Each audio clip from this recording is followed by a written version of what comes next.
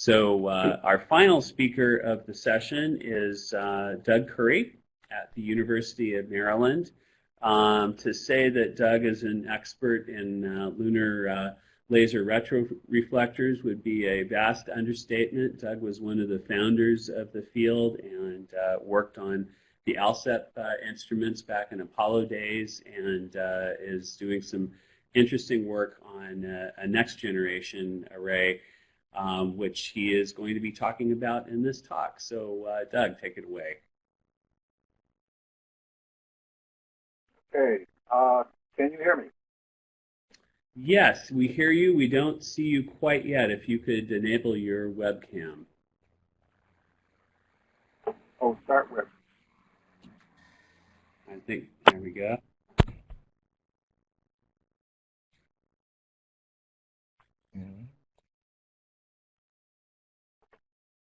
It looks like it's in process, but we don't see your image yet.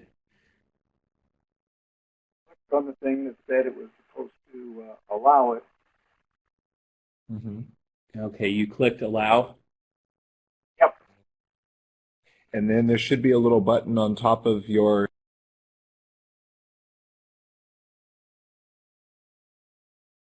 There's something here that says stop webcam.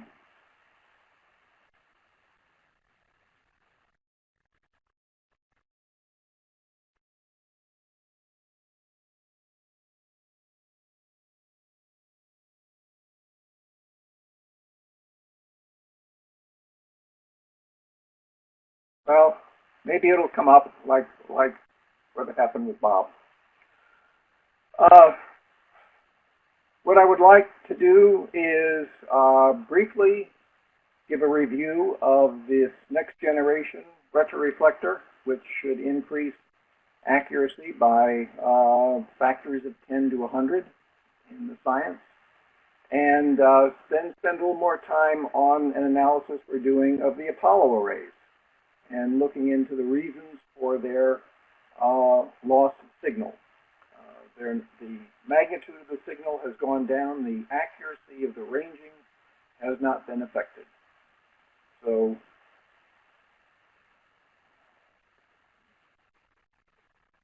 I don't seem to have control of the view graph.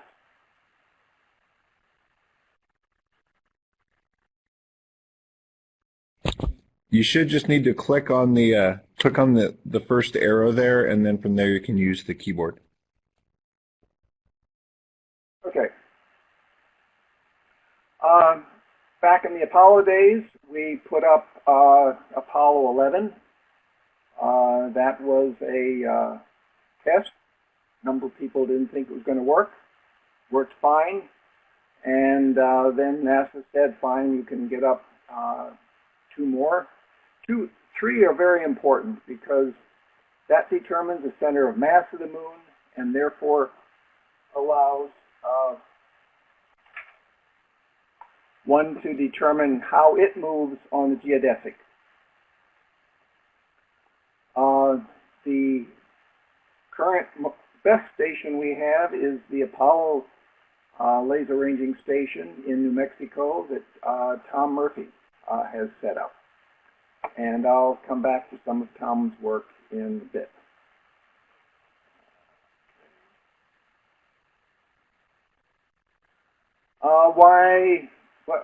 What do we get out of this? Well, in general relativity, some of the best tests of general relativity have come from the lunar ranging.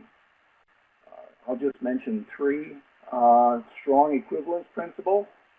The different materials fall toward the sun at the same rate.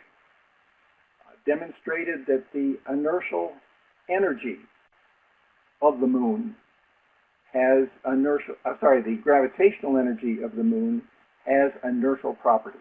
And so therefore the moon is a little harder to push because of the inertia of that gravitational self-energy.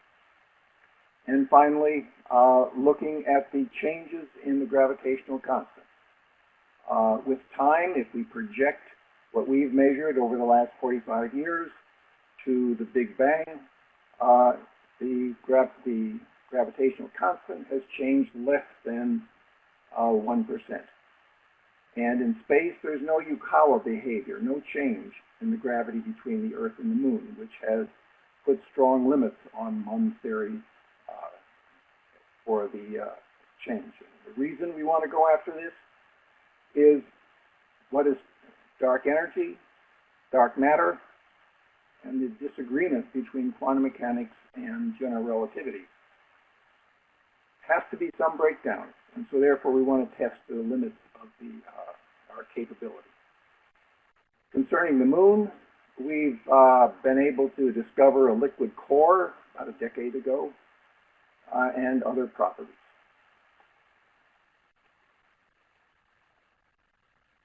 Why do we want to go to a new retroreflector array? Ground stations have gotten better by a factor of 200. And so that means that we have a problem. It's too bad you don't have a picture of me. The panel of corner reflectors we put up there 45 years ago tilts with the libration. And so we don't know whether the photon came from the near corner or the far corner. And that's the basic limitation at present. And that is one of the main reasons that, as you see in this figure, the agreement between theory and observation has plateaued out to about 2 centimeters. With the new LRA 21, we should be able to get improved ranging accuracy. There'll be more participating observatories, which in turn will lead to more frequent observations.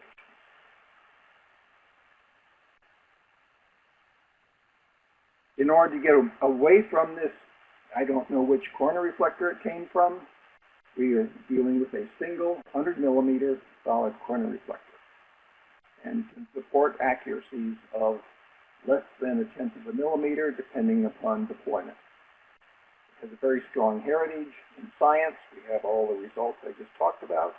In the technology, there are hundreds of CPRs of this type on the Moon, in space, and we're using the same design as Apollo, just scaled up to 100 millimeters.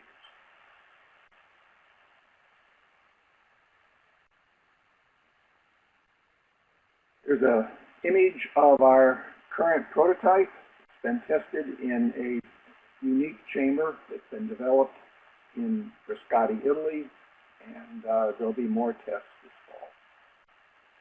fall. There are 3 methods of deployment, which I'm going to, this is one of them, the Moon Express. It's a Google X team, and it shows a model of their lander and a model of the corner reflector. I'll skip these. What's the problem with the Apollo arrays? Here's what we expect up at the top. Here's what we really get. These, by the way, are view graphs prepared by Tom Murphy, who made the measurements that you'll see shortly. So we get only about 10% of the return and only 1% at full moon.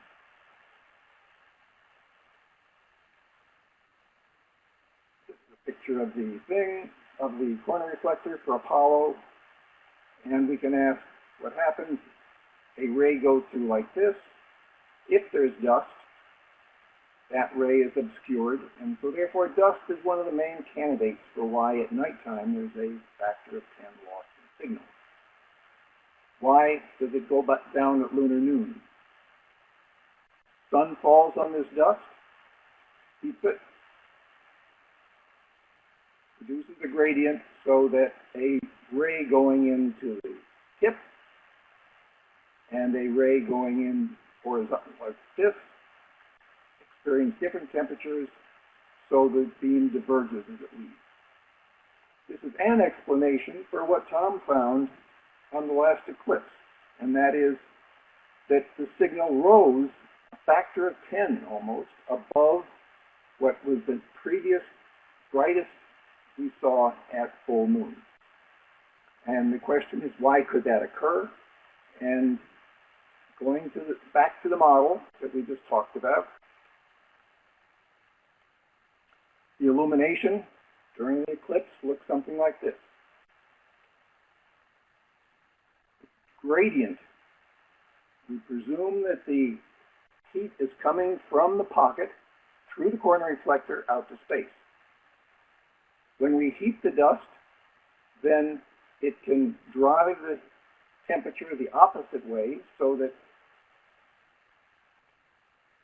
there'll be the hot phase at the beginning, cold, and in between there's a zero crossing. And what that means is that there's no gradient and it's behaving wonderfully perfect.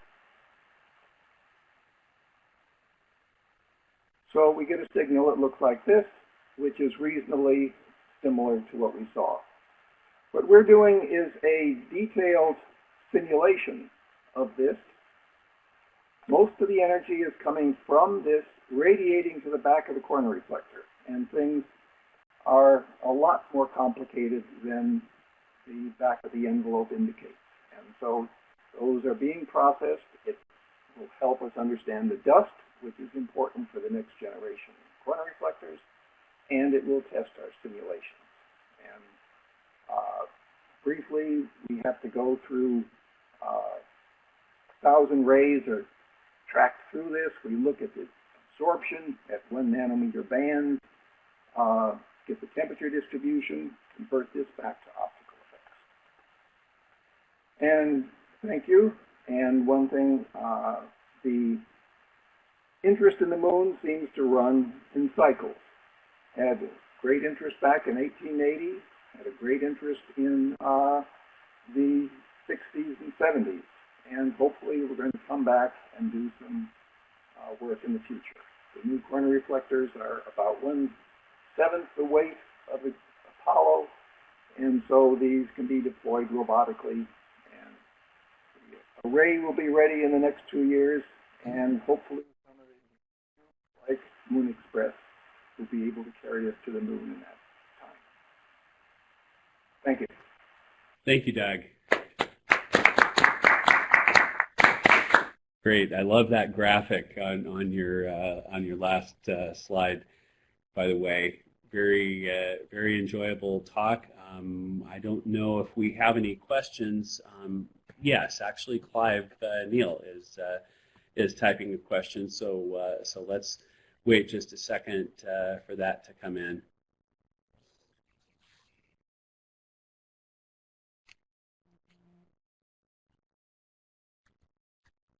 So Clive says, do you have any idea of the mass needed to put just the reflector on the moon and position it?